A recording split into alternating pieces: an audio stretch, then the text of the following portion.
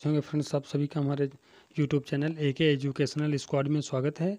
और फ्रेंड्स, आज का जो हमारा टॉपिक है वो है ब्लड सर्कुलेशन यानी रक्त परिसंचरण।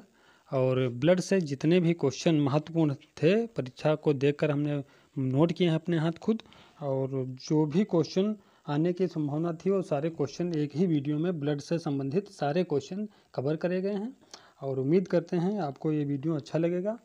और चलिए फ्रेंड्स, स्टार्ट करते हैं। और आपको बता दें, जो हमारी 2000 क्वेश्चन की सीरीज चल रही है फिजिकल एजुकेशन की, उसका ये 21वां पार्ट है, ठीक है। और उससे भी एक महत्वपूर्ण बात आपको बता दें, 500 क्वेश्चन की जो है वीडियो, एक ही वीडियो में 500 क्वेश्चन हैं। यदि उसका मतलब फ़ायदा उठाना चाहते हैं आप लोग, तो वो हमारे यूट्यूब चैनल पर पहले से अवेलेबल है, वहाँ जाकर उसका आप लाभ उठा सकते हैं, ठीक है। तो चलिए फ्रेंड्स, स्टार्ट करते हैं। आज का हमारा पहला क्वेश्चन है,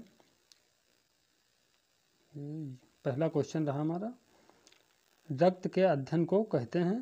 तो रक्त के अध्ययन को कहते हैं सेरोलॉजी या हेमेटोलॉजी। इन दोनों नामों से हम रक्त के अध्ययन को जानते हैं, ठीक है। रक्त का जो अध्ययन है उसको हम ऑप्शन मिलेगा सेरोलॉजी तब भी हम लगाएंगे, यदि हेमेटोलॉजी मिलता है फिर भी हमारा सही होगा, ठीक है। दोनों नाम है इसके, सेरोलॉजी और हेमेटोलॉजी। चलिए अगला क्वेश्चन, रक्त किस प्रकार का कोलाइड है। तो ये रक्त जो है एक प्राकृतिक कोलाइड है, ठीक है। कैसा है? प्राकृतिक। अगला क्वेश्चन, रक्त किस प्रकार का ऊतक है। तो ये संयोजी ऊतक होता है रक्त जो है, ठीक है। अगला क्वेश्चन, रक्त का pH मान होता है। तो ये 7.4 होता है, जो कि क्षारीय है। कैसा है? क्षारीय होता है। अभी आपको हम क्षारीय और अम्लीय थोड़ा यहाँ पे बता देते हैं, डिस्कस कर लेते हैं इस पर। जैसे मान लो ये जैसे कोई 7 है जिसका मान, तो ये न्यूट्रल होता है, ना इसमें अम्लीय है ना ही क्षारीय, ठीक है। इसमें दोनों मिक्स होता है, ना मतलब पूर्णतः ना अम्लीय होता है ना पूर्णतः क्षारीय होता है, ये दोनों में मिक्स होता है। और यदि 7 के ऊपर जाएंगे आप, तो आपको मिलेगा, जैसे 7 हो गया, 7.4 है या 5 है या 8 हो 9 है, इस तरीके से, यानी 7 के ऊपर जाएंगे तो आपको मिलेगा क्षारीय। यदि 7 के पहले इधर आएंगे, 7 से कम यानी 4 5 6 यहाँ तक, 1 2 3 4 5 6 तक जो इधर चलेंगे, तब हमको क्या होगा, वो अम्लीय मिलेगा, ठीक है। तो 7 से पहले वाला जितना होगा वो अम्लीय होगा, 7 होगा वो मतलब दोनों हो जाएगा, ठीक है। यानी उभय हो जाएगा, ना तो उसमें पूर्ण रूप से क्षारीय है ना ही अम्लीय है, ठीक है। दोनों है, मिक्सअप है दोनों का। और ये 7 के ऊपर जाएंगे तो हमारा क्षारीय कहला गया, ठीक है। अब इसको एक लाइन में हम समझ लेते हैं। 7 के पहले वाला अम्लीय, 7 जो है वो ना तो पूर्ण रूप से क्षारीय है ना अम्लीय है, ठीक है, दोनों का मिक्सअप है। और 7 के ऊपर वाला जो है तो हो जाएगा क्षारीय, ठीक है। पहले वाला अम्लीय, ऊपर वाला 7 के ऊपर वाला यानी 7 के बाद वाला क्षारीय हो जाएगा, ठीक है। चलिए अगला क्वेश्चन देखते हैं। मानव शरीर में रक्त की मात्रा होती है। तो रक्त की मात्रा पुरुषों की बात करें तो इसमें 5.5 लीटर होती है, यानी 5.5 लीटर जो है पुरुषों में होती है। और जो महिलाओं की बात करें औसतन, तो 5 लीटर महिलाओं में होती है, ठीक है। 5 लीटर रक्त पाया जाता है, पुरुषों में 5.5 लीटर पाया जाता है। अगला क्वेश्चन, प्रश्न नंबर 6, शरीर में रक्त कहाँ बनता है। तो हड्डियों के बीच अस्थि मज्जा में बनता है, ठीक है। हड्डियों के बीच कहाँ बनता है? अस्थि मज्जा में। जब हम चिकन या मटन खाते हैं तो उसकी जो हड्डी होती है उसको तोड़ के देखिए कभी, तो उसमें एक लाल लाल सा मतलब वो पदार्थ पाया जाता है।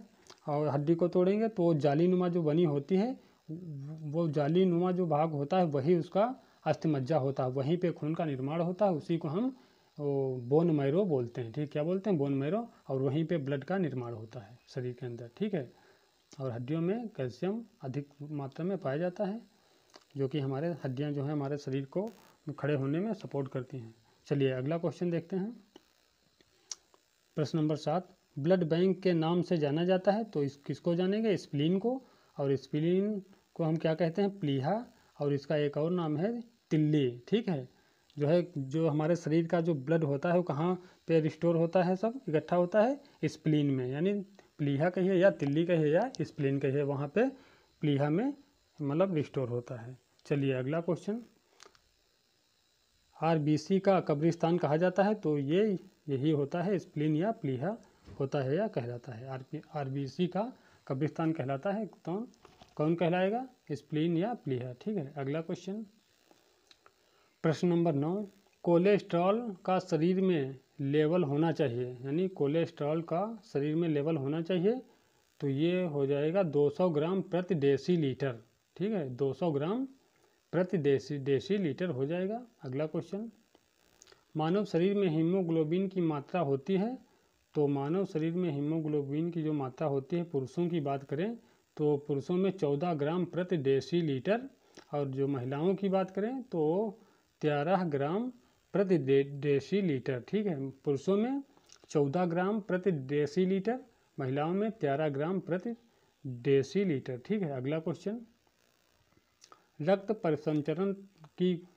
परिसंचरण की खोज किसने की थी, तो ये विलियम हार्वे ने सबसे पहले करी थी।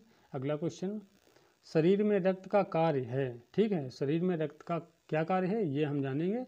तो जो ब्लड होता है हमारे शरीर के अंदर, उसका क्या कार्य होता है तो देखते हैं। पहली बात तो है ताप नियंत्रण, जो हमारे शरीर का टेम्परेचर होता है वो ब्लड के हाथ में, ब्लड जो है उसको कंट्रोल करता है।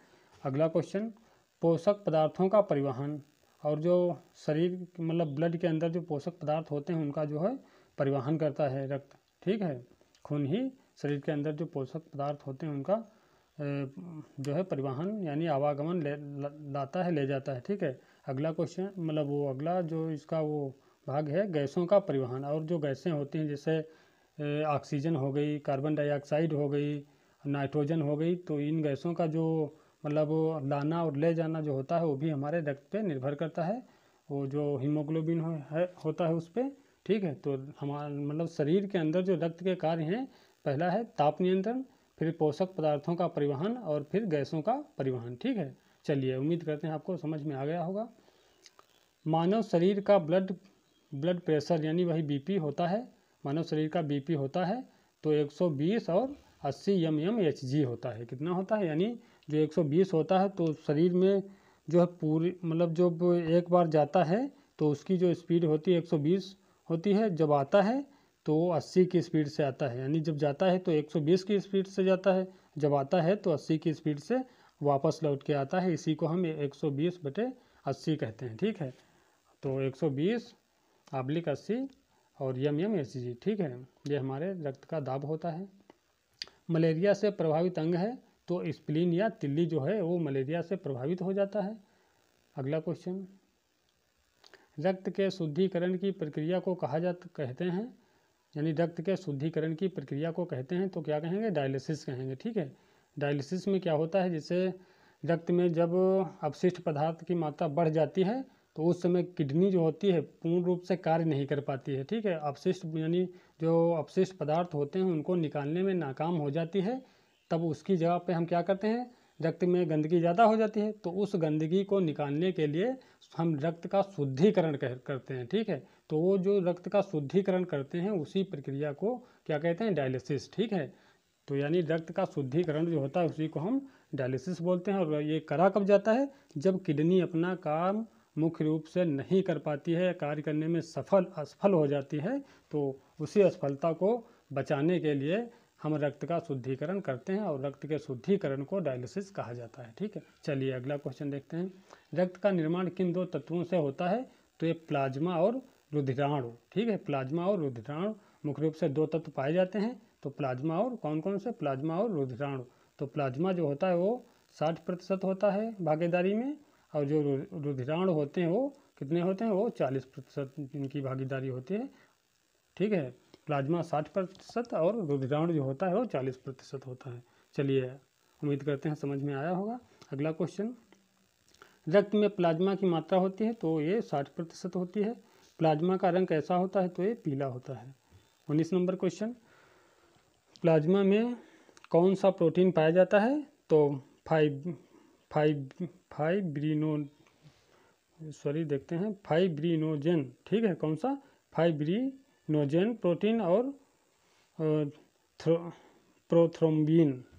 कौन सा है, फाइब्रिनोजन और प्रोथ्रोम्बिन प्रोटीन, दोनों ये दोनों जो है प्रोटीन्स पाए जाते हैं किसमें, प्लाज्मा में। ठीक है, फाइब्रिनोजन और प्रोथ्रोम्बिन दोनों प्रोटीन कहाँ पाए जाते हैं, प्लाज्मा में पाए जाते हैं। ठीक है, चलिए अगला क्वेश्चन देखते हैं।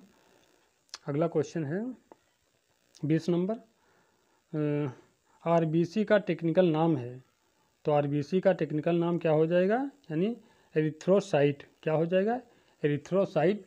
और आरबीसी का मतलब फुल फॉर्म की बात करें तो इसका होता है रेड ब्लड सेल्स। ठीक है, आरबीसी का मतलब होता है रेड ब्लड सेल्स, यानी लाल रक्त कणिकाएँ। और इसके टेक्निकल नाम की बात करें तो एरिथ्रोसाइट हो जाएगा। और इसका जीवन काल जो होता है आरबीसी का वो 120 दिन होता है। और इनकी जो संख्या होती है तो 50 लाख होती है या 5 मिलियन। ठीक है, 50 लाख या 5 मिलियन होती है और 1 मिलियन में 10 लाख होते हैं। ठीक है, इसलिए 50 लाख कहिए या 5 मिलियन कहिए। अगला क्वेश्चन देखते हैं। WBC का टेक्निकल नाम है तो ल्यूकोसाइट हो जाएगा, क्या होगा, ल्यूकोसाइट। और WBC का जीवन काल होता है तो 2 से 4 दिन होता है। ठीक है, तो यहाँ पे हमने 4 दिन लिखे हैं, कितना होता है 2 से 4 दिन, और औसतन लिख दिया है। और बाकी जो संख्या होती है इसकी, ये शरीर में कितनी होती है, 10,000 होती है WBC की। और RBC की कितनी थी, 50 लाख या 5 मिलियन थी। और WBC के शरीर में या ब्लड में संख्या कितनी होती है, तो ये 10,000 होती है। ठीक है, और इनका जीवन काल 4 दिन होता है।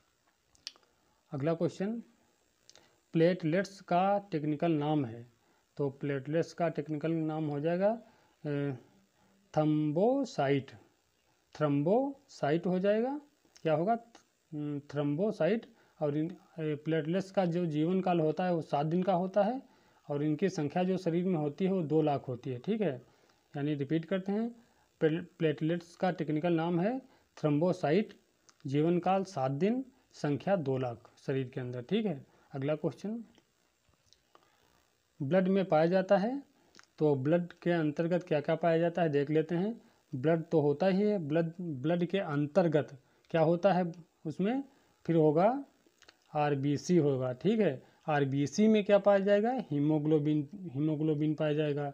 हीमोग्लोबिन में क्या पाया जाएगा, आयरन। ठीक है, इसका एक क्रम बनता है, जैसे ब्लड है, क्या है, ब्लड है, ब्लड में क्या पाया जाएगा, आरबीसी पाया जाएगा। आरबीसी में क्या पाया जाएगा, हीमोग्लोबिन। और हीमोग्लोबिन में क्या पाया जाएगा, आयरन। ठीक है, चलिए अगला क्वेश्चन देखते हैं। हीमोग्लोबिन की कमी से कौन सा रोग होता है, तो ये एनीमिया हो जाता है, क्या होता है, एनीमिया। अगला क्वेश्चन, WBC का मुख्य कार्य है, तो रोगों से रक्षा करना। ठीक है, रोगों से शरीर की रक्षा करना। अगला क्वेश्चन, प्लेटलेट्स का कार्य है शरीर के अंदर, तो प्लेटलेट्स क्या हमारे शरीर के अंदर भूमिका निभाती हैं, तो ये शक्ति प्रदान करती हैं, शरीर को क्या करती हैं, शक्ति प्रदान करती हैं। अगला क्वेश्चन, कौन सा रक्त समूह सर्वदाता होता है, तो जो ओ है, कौन सा, ओ रक्त समूह जो होता है वो सर्वदाता होता है। और बात करें अगले क्वेश्चन में, कौन सा रक्त समूह सर्वग्राही है, तो AB जो है ये सबका ब्लड ग्रुप का ले सकता है। और जो ओ रक्त समूह है वो सर्वदाता होता है, सबको दे सकता है। और AB रक्त समूह वाला व्यक्ति सबसे ले सकता है। ठीक है, और फ्रेंड्स उम्मीद करते हैं ये वीडियो आपको अच्छा लगा होगा, ये क्वेश्चन आपको अच्छे लगे होंगे। यदि क्वेश्चन अच्छे लगे हैं और अभी तक हमारे चैनल पे यदि आप नए हैं तो हमारे चैनल को ज़रूर सब्सक्राइब करिए और लाइक करिए, शेयर करिए। और कमेंट में ज़रूर बता देना कि ये क्वेश्चन आपको किस तरह के लग रहे हैं, अच्छे हैं या ख़राब हैं, तो उस पर हम विचार करेंगे। और आपके कमेंट से हमें मोटिवेशन मिलता है। तो उम्मीद करते हैं वीडियो आपको अच्छा लगा होगा और मिलते हैं अगले वीडियो में, तब तक के लिए जय।